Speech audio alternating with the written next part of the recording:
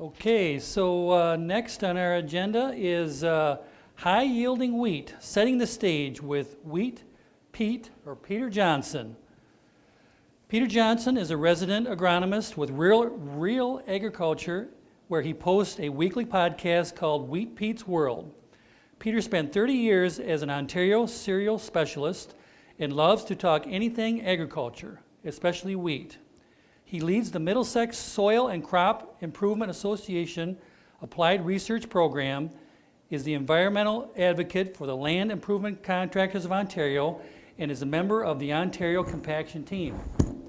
Peter operates a small farm near Lucan, Ontario, where he consistently tries out new production ideas and where the rubber hits the road. He is enthusiastic and passionate about agriculture and loves to be challenged by growers.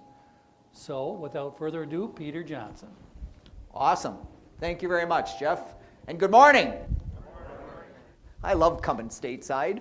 I'm the token Canadian, by the way. And this is an incredible evolution with wheat in Michigan, because I've been coming here quite a few years now, maybe too many, but I don't get here that often. And so you guys don't notice the difference, but when I first started coming, if you got 40 people in the room to a wheat meeting, you were doing pretty well. And I don't know, do we have 150 or 200 here? And that speaks to the incredible work that people like Eric and Dennis Pennington, man, I almost don't want to come anymore and give you our secrets, because you guys are getting too good. And you're really getting too good because you put together an incredible team through the wheat program here in Michigan. And it's really fun, and I love working with the people here in Michigan. Cool. So, that's a little... Anyway, I'll try not to yell too loud. How's that? I'm an excited guy. I'm going to talk, I know they said setting the stage. I've talked setting the stage a number of times when I've come, and Dennis and I will talk a little bit this afternoon about the yield components. Typically, when we're doing setting the stage, we talk about yield components and all that stuff. And so rather than follow the program, speaker's prerogative, I'm changing it entirely. And what I'm going to talk about is wheat nutrient uptake. And this is brand new research that isn't published yet. We're working on the paper, but it's research that my technician and I did. And so that's what we're going to talk about this morning. If you have questions as we go along, don't wait till the end. I don't care if I get to the end of my slides. I really don't. Just yell them out, throw water. Well, you don't have water bottles. Don't throw your water glass at me. That might not be so good. But yeah, just stop me as we go along, all right? And the other thing I will say is that I'm the kind of person, I live on feedback. You don't like what I say or you want more information, all my contact information is here. If you don't write it down and you decide halfway through what an idiot I am and you got to get it, just go to my Twitter homepage, Wheat Pete. All my contact information is there, with the exception of my home address. Some reason they told me not to do that. All right, let's go. So just 1 minute of shameless self-promotion. I don't work for, but I work with the organization called Real Agriculture, and they just do a whole lot of great stuff. So I do a weekly podcast called Wheat Pete's Word. You can get it off the Real Ag website. Some Michigan people do listen to that because they send questions to me. The beauty of that podcast is if you send me a question, I will generally answer it on the next update. And it's really cool because it goes worldwide now, but I get questions from North Dakota, I get questions from Montana, I get questions from Georgia, I get questions from South Africa, from Pakistan. It's really cool. So the guy from South Africa sends me all of his tissue tests. And he says, Pete, my average yield is only 160 bushels per acre. What am I doing wrong?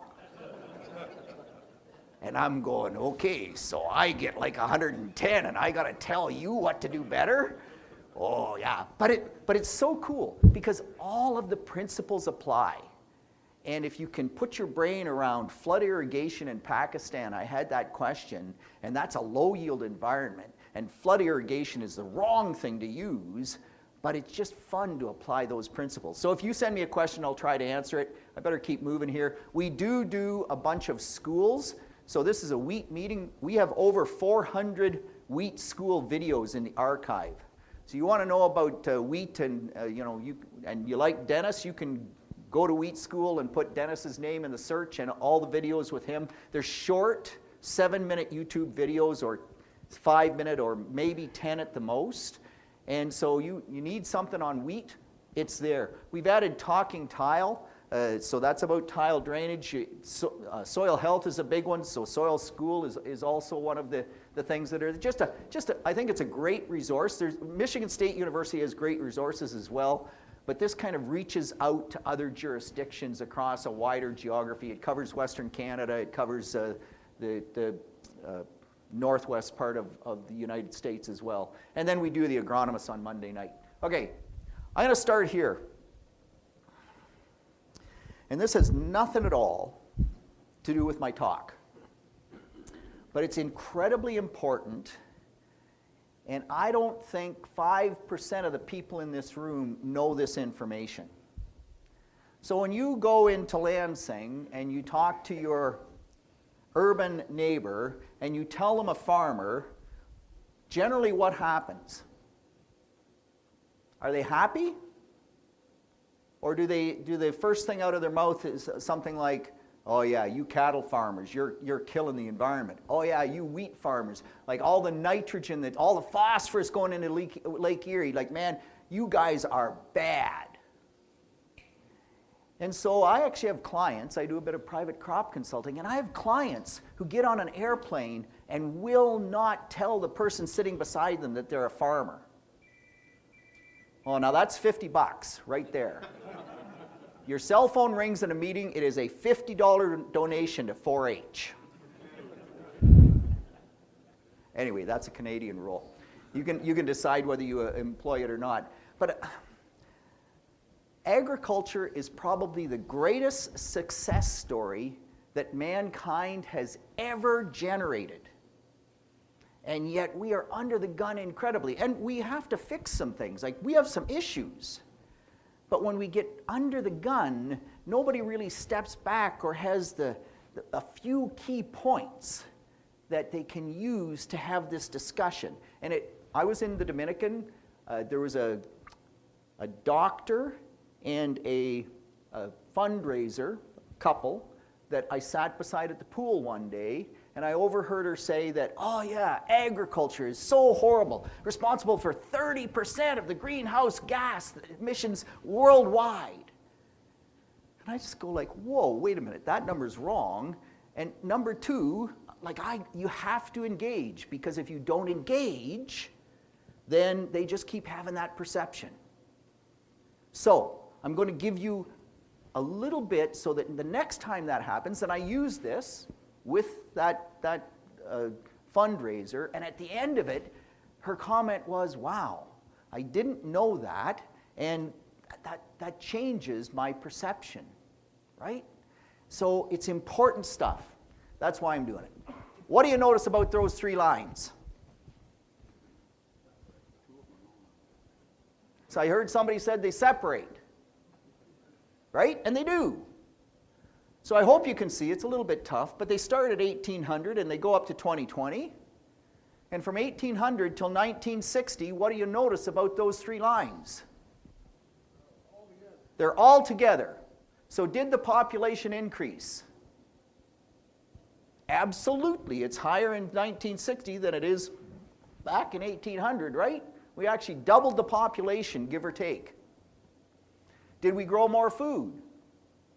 Absolutely. How did we do that? We farmed more acres. What happened in 1960? The lines separate, you're right, but what happened to drive that process? Sorry? Hybrid corn? And why do you guys, this is a wheat meeting. Like, Lord help us. Come on, you got to do better than that. Chemical use? Fertilizer? It's called the Green Revolution. And it was driven by a guy by the name of Norman Borlaug. He was a farmer out of Iowa. He did a fair bit of work up in Manitoba, in Canada as well, so we kind of half claim rights to some of the work. But it was the Green Revolution. So not just hybrid corn, but they started, the focus of that whole program was to help the third world feed themselves. And they developed semi-dwarf wheat and semi-dwarf rice, and they've got better genetics, and with better genetics and standability, you guys know what lodging does to the wheat crop, they could use fertilizers, and we also got pesticides, in particular weed control. The fungicides came a little bit later, the insecticides a little bit later, and also mechanization, right? We were able to, mechanization drives it as well. But it's the Green Revolution. And with that Green Revolution, which is not possible without modern technology, without better genetics, without fertilizer, without pesticides, we don't have that. But when you look at those lines, that is a phenomenal success story. On 10% more land, right? That's 10% more land. The population grew 2.5 times, and we increased food production almost by 400%, almost 4 times the food production. And that's phenomenal. You want rainforest? If we didn't have the Green Revolution, population went up by 2.6 times. How would we have done it? 2.6 times the land farmed. And yes, Brazil has a lot of acres to bring into production, but not that many acres to bring into production. Brazil's a bit scary. They actually have as many acres to bring into production as is pretty much in the U.S. Midwest. That's a little concerning, right? From a, like, man. Anyway, but it is just an incredible success story. And you'll get to that point in the discussion, and they'll look at you and say, well, like, you shouldn't have done so well because now you're producing 4 times the food and the population only went up 2.5 times, so quit producing so much. And then you say, well, wait a minute, we use that to produce ethanol and biodiesel, and they'll say, well, is that a good use of it? And then you just say, well, would you rather have current carbon cycle, because the corn crop takes carbon out of the atmosphere, and then we make ethanol, and you burn it and put that carbon back in, or would you rather have those vehicles run on fossil fuels, which add to that carbon footprint, right? So whenever you get challenged on food versus fuel, or should we make fuel out of agricultural commodities, the answer is quite clear. Make fuel. Produce and make fuel, because that's current carbon, and it doesn't have the same impact as pumping it out of the ground. But here's the one that wins, all right? Because up until this point, you haven't won. You've at least shown them that, man, this is a huge success story, and it saves the rainforest, and they'll like that, but you haven't won. But here's the one that wins. In 1920, 1 person in 3 was food insecure globally. And agriculture was charged with trying to feed the world, right? And not just North American agriculture, African agriculture, like everywhere. Asian agriculture, we had to increase production. We did that, and so the population went up by 2.6 times, and at the same time, we took the food insecure from 1 person in 3 to 1 person in 10. So we reduced the food insecurity, basically cut it in 1/3.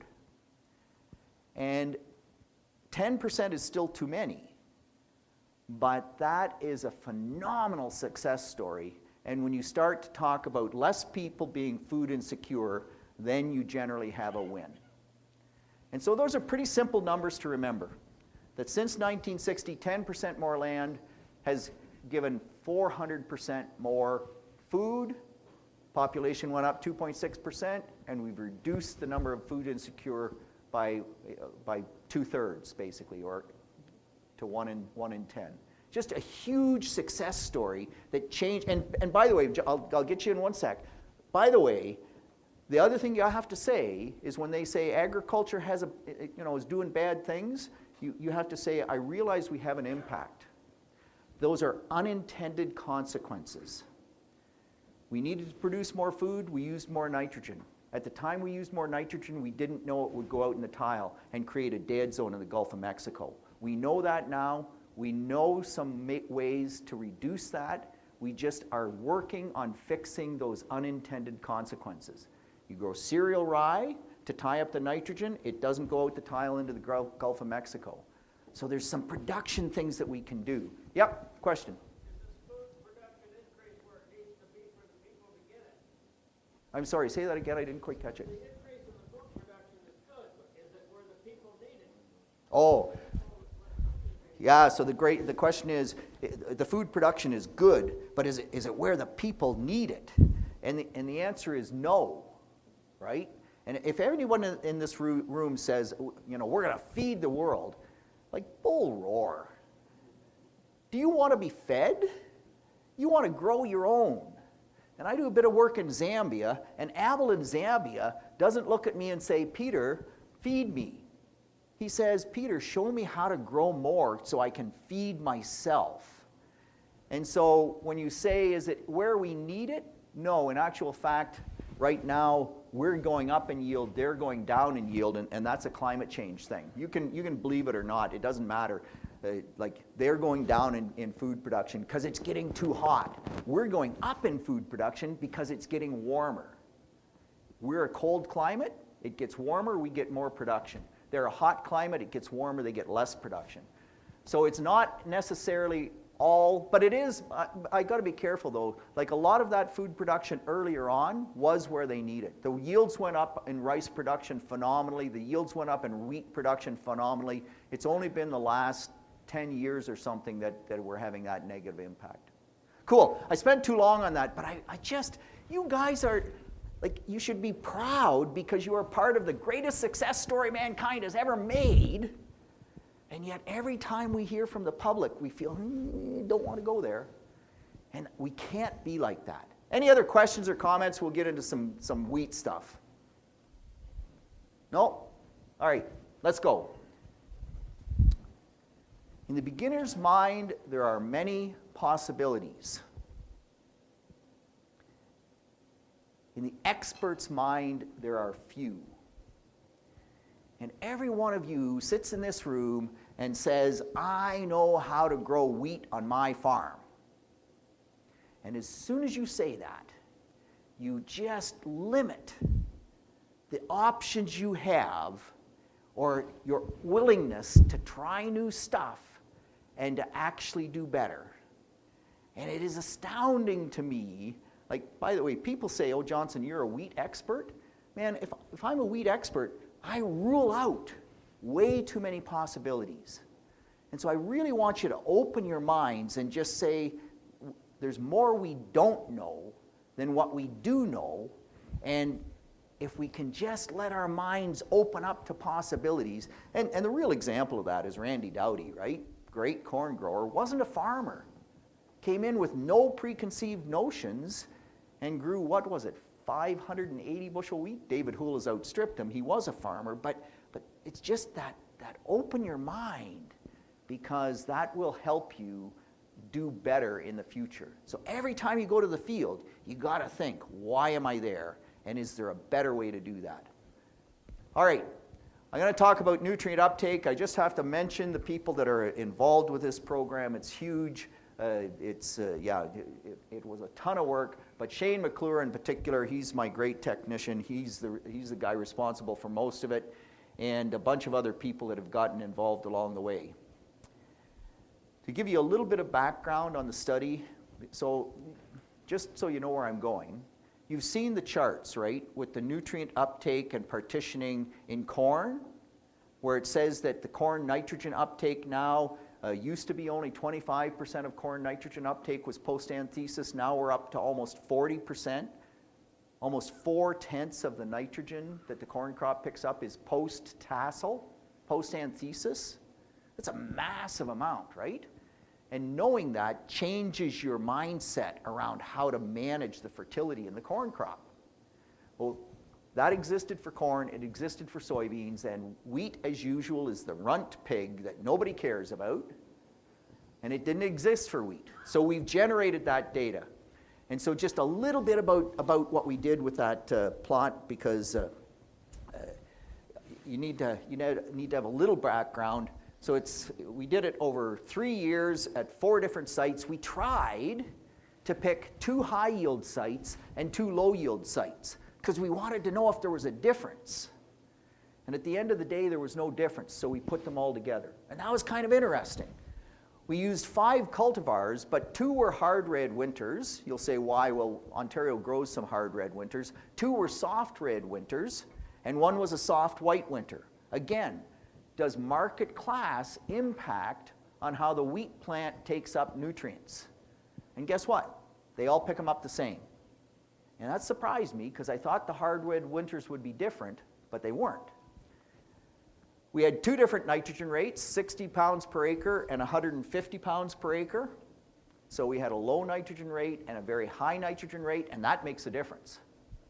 And it's interesting how it makes a difference. And then we did with and without a fungicide, primarily a T3 fungicide. All right? So we tried to look at a wide range of things, and some of them didn't matter and some of them did.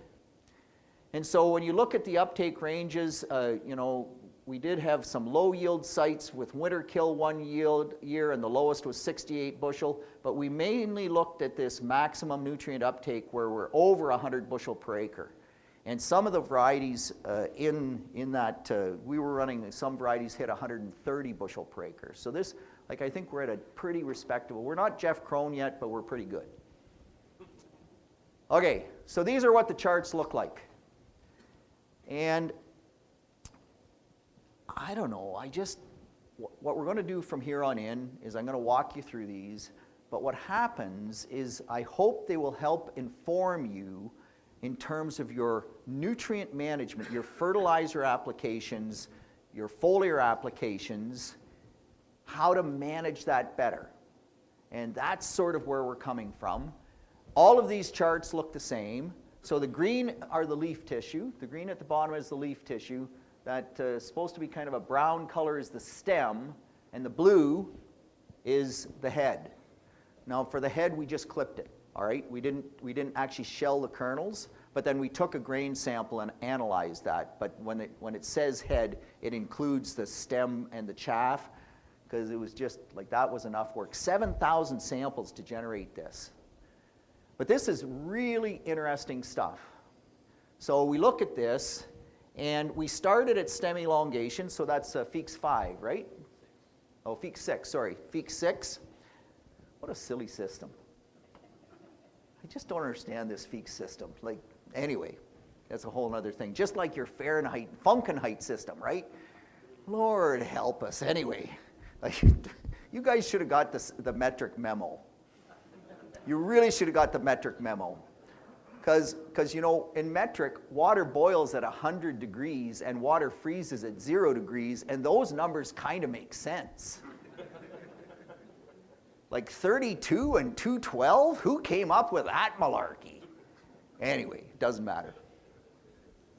So you'll notice that we started at stem elongation, so that means it was all leaf material. There was no stem, because the stem was just starting to form. And then as we went along, we would pull the leaves off the stem and analyze them all separately. But this is pretty interesting, because we have 50% of the nitrogen in the wheat crop by second node. That's early. If you look at that number, it's kilograms per hectare, but kilograms per hectare is very close to pounds per acre. It's scientific paper, so we do it in metric. So you can say we have basically 40 pounds of nitrogen in the crop by the time it hits Feeks 6, by the time you hit stem elongation in the spring. That's a big number. The slope on that line equates to about 3 pounds of nitrogen per acre per day. And if you're at 3 pounds per acre of nitrogen per day, man, you have to have a nice chunk of your nitrogen on early to support that rapid uptake phase. And it's not that it necessarily changes what we've been doing, but it really changes or really solidifies why we've been doing it. And we talked for a little while about trying to manage tillers by starving the crop earlier on. If you plant early and you get a lot of tillers, well, keep your nitrogen off in the spring and let the plant drop some of those tillers. This data says don't do that. That might work in New Zealand, where it grows all winter. Don't do that in the Great Lakes Basin. We are at 70% of the nitrogen by flag leaf, and we're at 85% of the nitrogen in the crop by anthesis by the time it heads out. Corn, at that point, corn is only at about 62%, right? So wheat is different than corn, and that's a really important point. But it says if you're going to split nitrogen, and I think you should, there's some reasons I'll talk about in a bit, but if you're going to split nitrogen, the big shot goes early, and we shave back and put the small application on second. There's some management lodging concerns as well, but this is really interesting stuff. And 3 pounds per acre per day, that's huge, right? That's just a huge number. All right, we'll carry on. Phosphorus. Now here's another one that I'm the poster child for phosphorus on wheat at planting time. If you don't put phosphorus on wheat at planting time, don't call me, I don't care, you're not a real wheat farmer. But I did not know that phosphorus acted this way in the wheat crop. And so only 32% in the wheat crop by second node, 46 at flagleaf, 64% at anthesis. That line is a straight line. It hardly changes right through to maturity. And so I look at that and I go, wow, I know that phosphorus works in terms of with the wheat seed, and you still have to do that. But we have not looked at applying phosphorus in the spring. And in the UK yen, they often talk about high yield wheat being deficient in phosphorus. And this suggests that it's picking it up all the way through. Man, I think we got to look at it. I think we have to look at phosphorus on wheat in the spring and see if we can get a yield gain. I'm not saying we can, but this is pretty interesting stuff. It's a straight line right through till anthesis, or through till the maturity rather, and that's pretty cool. Well, potassium, I had no idea. Oh, by the way, the other thing I should mention is notice, and I should have mentioned this with the nitrogen, because it works with nitrogen as well. We won't go back to that. But the other thing you need to notice is how much remobilization of these nutrients we get. So half of it, or close to half of it, is in the plant at flagleaf stage, but all of it gets sucked out of the stem tissue and leaf tissue, or almost all of it, and almost all the phosphorus ends up in the grain. With nitrogen, it's not quite as significant. It happens with the photosynthate in the plant as well. So if you have a big plant at anthesis and you get under stress, you've got more stored carbohydrate to translocate, to remobilize into the grain and maintain your yield, right? So nutrients are no different. But some nutrients, like phosphorus, man, there's nothing comes out in the straw. It all comes out in the grain. And then we go to potash, and it's the total opposite. And I still do not understand how this works. It's different than corn. Corn is not like this. But we maximize our potash uptake at anthesis. And after anthesis, the live plant is dumping potash. How does that work? But what it does say is that we have not been able to get much yield gain out of potash. And by the way, the uptake of potash is just about the equal to the uptake of nitrogen. The total uptake. So it's a big nutrient uptake, but at the end of the day, we don't ever get response to potash, and it's sort of like it maxes out and then it just dumps it all. And nothing left in the leaves. You can say that's because they die, but not much gets remobilized to the grain, and not much comes out in the grain, and even the stem, and the stem isn't, like, it's still alive, because this is at physiological maturity, but it's dropping potash as well. So you kind of look at potash and say, unless I'm in Washington State and I need the chloride out of potash, who cares? It's exactly what our data would say. Potash on wheat doesn't matter. But it's kind of potash on corn matters. Potash on wheat does not. Sulfur, I hope you're all using sulfur. I mean, Eric presented that information and he said on his low management stuff, he didn't even put sulfur on. Eric, wherever you're sitting, I can't see you right now, but put sulfur on, because when you go deficient sulfur, and we don't always, but man, when you go deficient sulfur, you lose a lot of yield fast. And so I think you just have to put some sulfur on pretty much every acre, even though it won't always pay. But sulfur is quite like nitrogen, and we're at 91% at anthesis. What that says is that sulfur really needs to go on early. And we've had a lot of growers who thought maybe at that second application include some sulfur. Maybe it helps, but this data suggests that all the sulfur up front is probably okay. Yep. We did. I just didn't put it on. All right. No, that's, well, you can pretty much see it. At second note, it's about 50%, right? Or 48%. Right? How much? How much sulfur to apply? So a minimum of 10 pounds of actual sulfur. And if you're a really high yield grower, you might want to go to 12, or to 20 rather.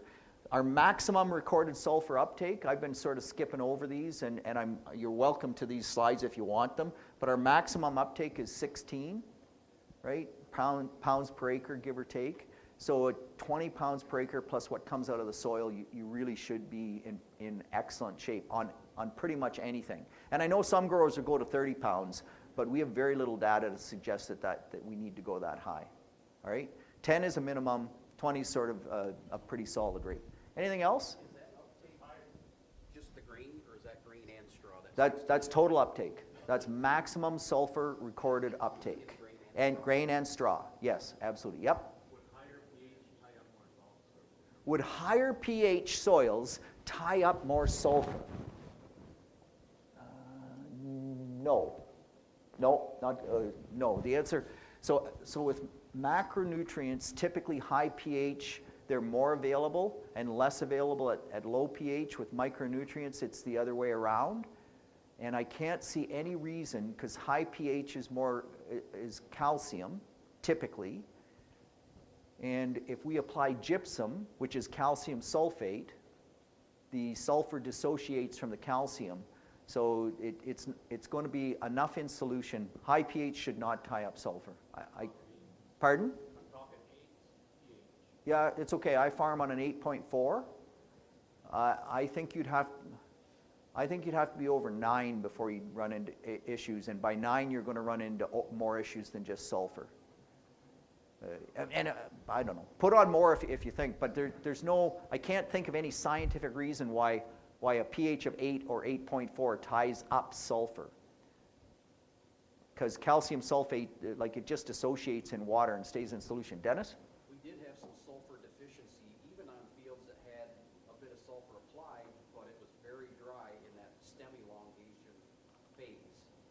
So between, the peak 6 and flag leaf, we saw some sulfur deficiency in fields this last year, but those fields were very, very dry. Okay, so Dennis is saying that saw some sulfur deficiency in fields during stem elongation. And yeah, so stem elongation, that's the rapid uptake phase, right? So again, we need that sulfur on early, and you said they had some applied. How much is some applied? 10 to 15. 10 to 15 pounds? And so how, like, it did go super dry, probably a drought-prone soil, and so the majority of your sulfur's in the top 6 inches. You put it on, it's not, in the spring, it's probably in the top 2 or 3. That top 2 or 3 dries out.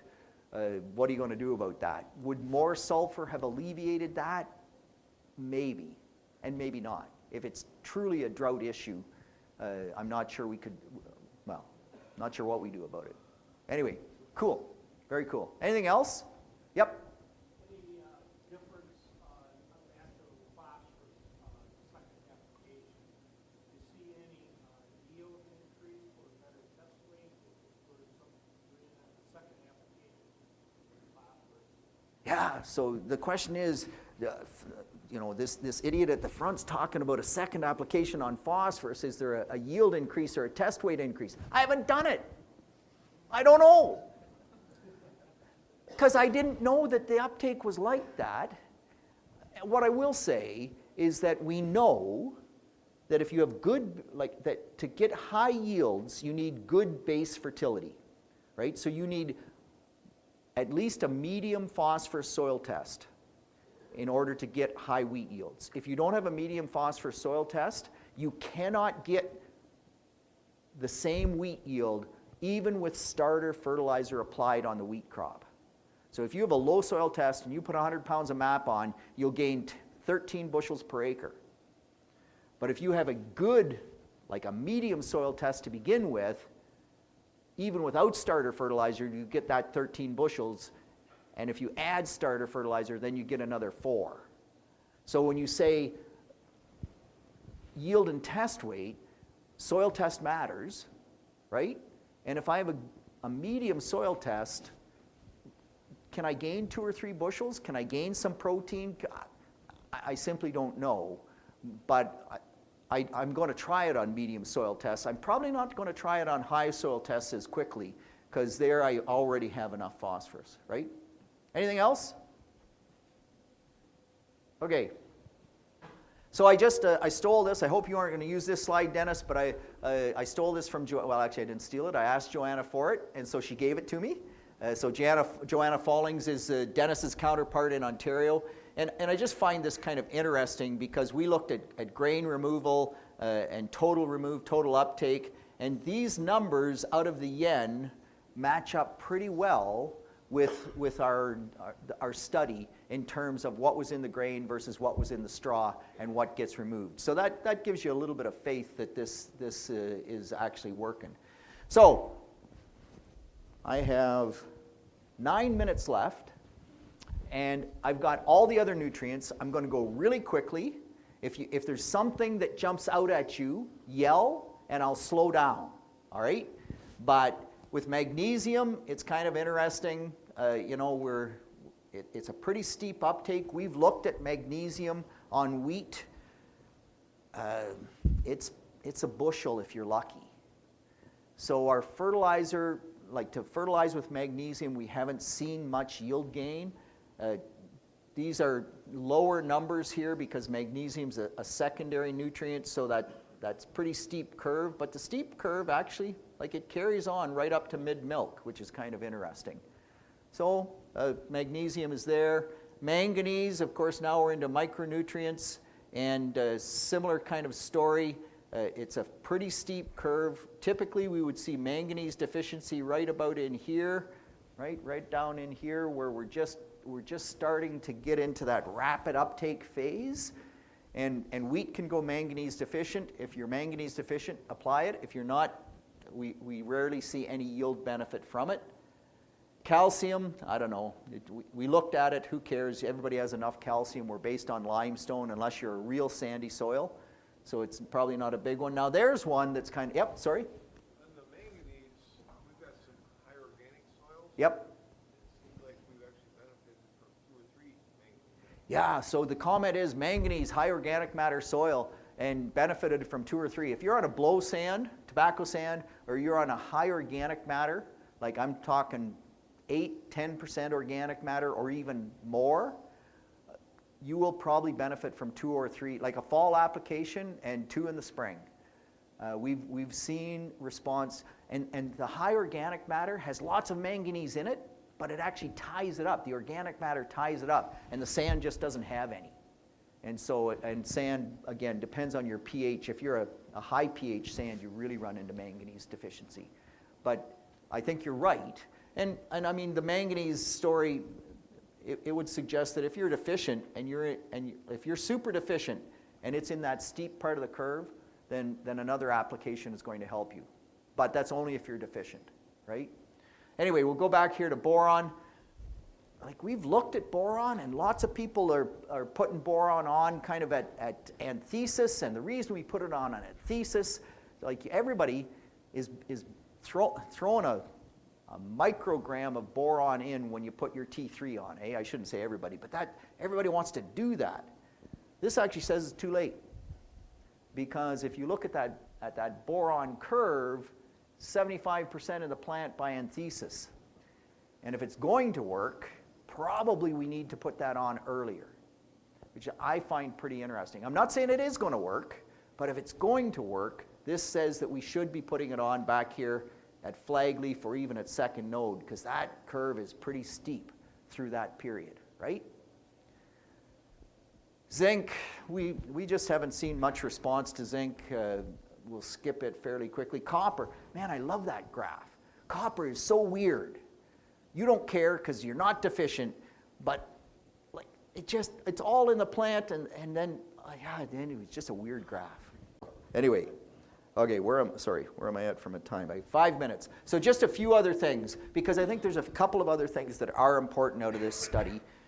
We sort of wanted to know, as we get higher yields, does that mean it takes additional nitrogen? So if I double my yield on corn from 150 to 300 bushels per acre, you would say, well, I need double the phosphorus. And the answer is no, you don't need double the phosphorus, you need 11 times the phosphorus. It's work by Tony Vine out of Purdue University, he just retired. And you go, wow, like, how does that work? But that's sort of what the data says. And so the question becomes, if I'm going to increase my wheat yield from 100 to 140, what rate of nitrogen do I need for that next 40 bushels? Because I think that's important. And so what we did was we looked at pounds of nutrient per bushel of yield, and there's the line. And so that actually gives me a fair bit of confidence that it's the same, right? As yields go up, yields on the x-axis, as yields go up, I don't need increased nitrogen to get to that yield. And so we looked at it on all the major nutrients. And sorry, if you missed your picture there, I'll send you the slide, man. Just email me. I'll send you the slide. If you want these slides, email me. You're welcome to them. So when we do this and we kind of look at all these different yield levels, and of course amalgamated, we just went just over 100. But as you go across or you go down that, pounds of nitrogen per bushel, we're in 1.8. By the way, that's total uptake, right? And so it doesn't say you need to apply 1.8 pounds of nitrogen per bushel of wheat.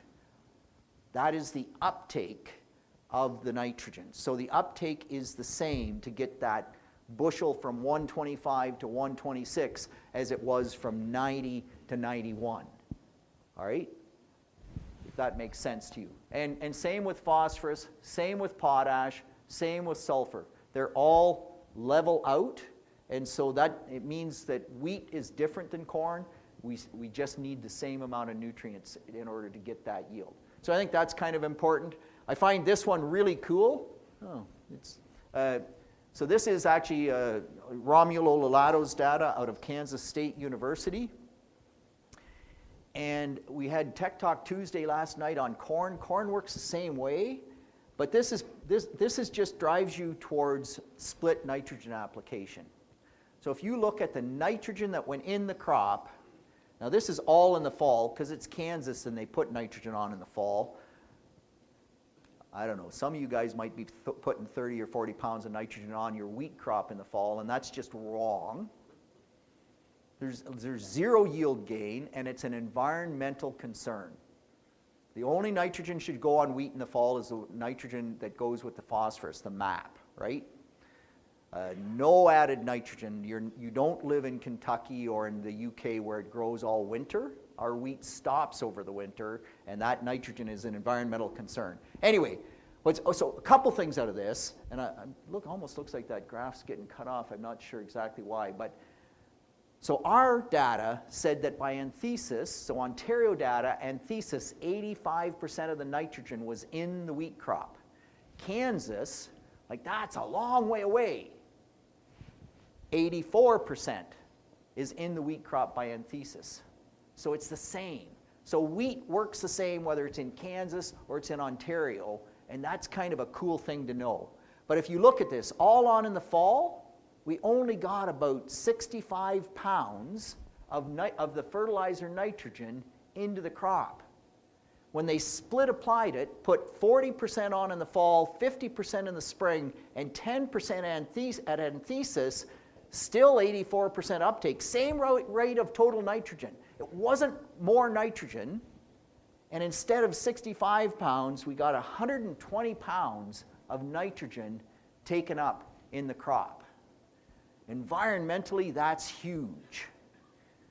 In corn, it might mean more yield. Split nitrogen on corn sometimes means more yield, but last night, Tony Vine said it's higher protein.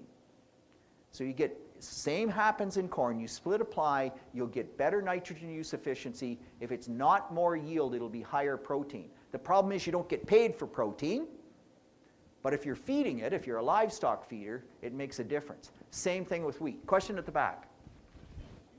Talk about what all the wheat grows, but you take off the grain itself, how much nutrient do you remove in the grain? Yeah, so we have those numbers as well, right?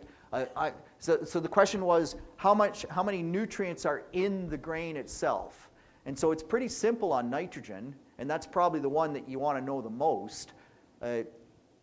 Because protein is 1/6 nitrogen, basically, and because wheat is 60 pounds per bushel, the sixes cancel when you do the math, and it makes it really simple. If you harvest a bushel of wheat at 10% protein, you removed 1 pound of nitrogen.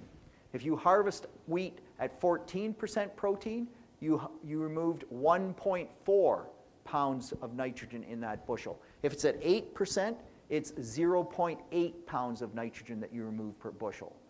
So that's not what I'm looking at here, and we have the phosphorus numbers, we have all those numbers, but this is more looking at uptake, and with uptake, when do I apply that fertilizer?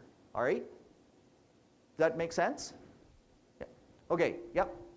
If we change our uptake and get more nitrogen via protein, I guess I can't remember how that's important to the guys in the back who make soft white flour.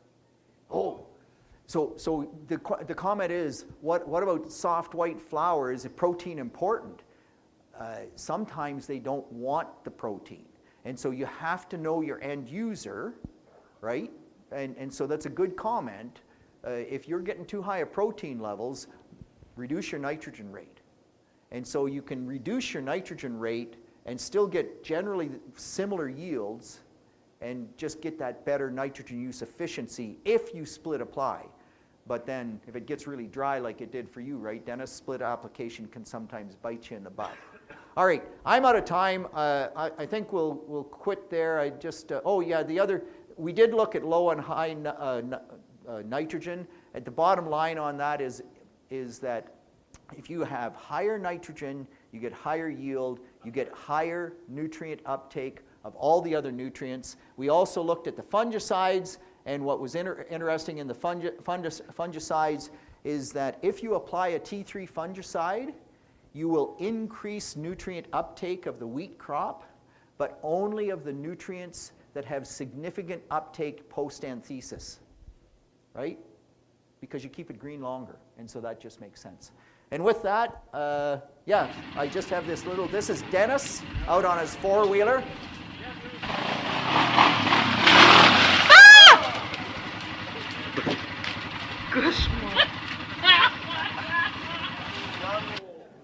it astounds me that that guy did not break his neck.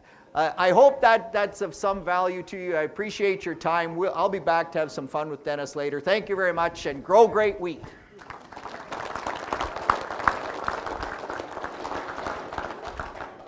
Okay, thanks, Peter. We're going to take a break now for a half hour. So check your RUP, CCA, sign up if you need to, and we're going to convene back here at 11 o'clock.